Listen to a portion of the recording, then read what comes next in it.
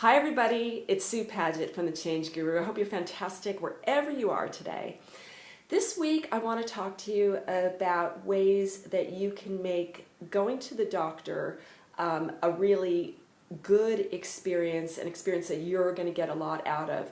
I have several of the leading doctors on my Facebook newsfeed. I get their newsletters, I listen to their radio shows, to their podcast, I read the newspaper articles, and anything I can get with any of the leaders in the field. And one constant theme that they're saying of how the medical system really needs to change is that the patients really need to start taking responsibility for their general health and for how they approach their office visits. And I believe in that 100%.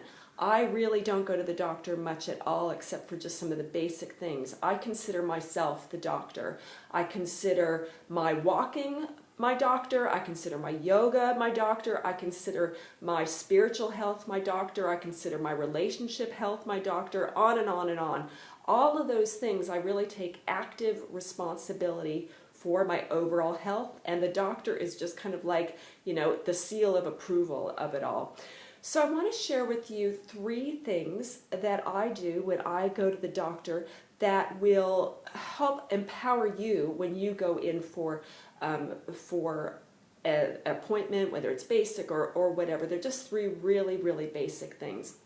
The first thing I do is I do my research. So I will, if I want to talk to my doctor about hormones, or I want to talk to them about alternative I want to talk about my hormones, or I want to talk about types of treatments, or I want to talk about thyroid issues, or any of the things that have to do with perimenopause or menopausal issues that maybe I'm not sure if my doctor will be on the same page as me, or I want to at least show my doctor what I'm talking about. I will just do my research online, print out stuff, bring books or whatever. I will just bring some stuff so that when I'm talking to the doctor and I say, hey, I want to know what's with the thyroid, how does that work?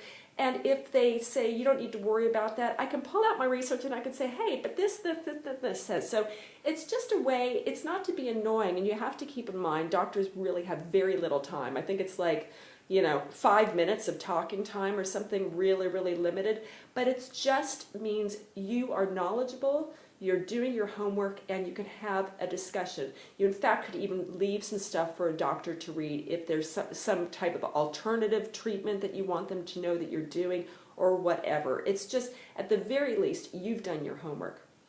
The second thing is, I keep track of my periods. I keep track of my symptoms. So I know exactly when I had my last period, and I know how long it was, and I know what it was like for me, and I know how I feel. I just keep those things. I've been doing that for years. I've always really been interested in it. So if you're not used to doing this, this can be really helpful for your doctor. Because hormones will fluctuate all the time. They can do tests, you know, one day that will say one thing and the next day another. But when you can really keep track of your periods, you know when your last one was, you know how long it was, you know that if you felt what your symptoms were, all that kind of stuff. That can be helpful information, not only for your doctor, but for you. You'll know, okay, things are kind of winding down or whatever. The third thing, and this is, I think, really important, and it's an example of how we need to start taking responsibility for our health care, and that is to be cool with telling your doctor if they want you to take something or they want you to do some type of procedure, something, be cool with just saying, let me think about it. I'll get back to you. The reason is this. A lot of the symptoms of perimenopause, menopause can mimic other things. So for example, if you, I know for myself, being low in progesterone, I can feel anxious or stressed, and, you know, sleep. I just spoke about insomnia, some videos past. You know, you can get all these kind of feelings. If I wasn't going through perimenopause and I told my doctor about this, they might say, oh, you know what, maybe, you know, this new kind of antidepressant might be something that is good for you to take. Now, I have heard this same kind of thing happening right now with women who are in their late 40s, who are clearly going through perimenopause, describe these type of symptoms, and rather than talk about, hormonal health, the doctors offered them antidepressants. So the good thing is you don't have to say yes right away. For some people, antidepressants are absolutely the answer. There's no doubt about it. But you don't have to say yes in that room. You can think about it.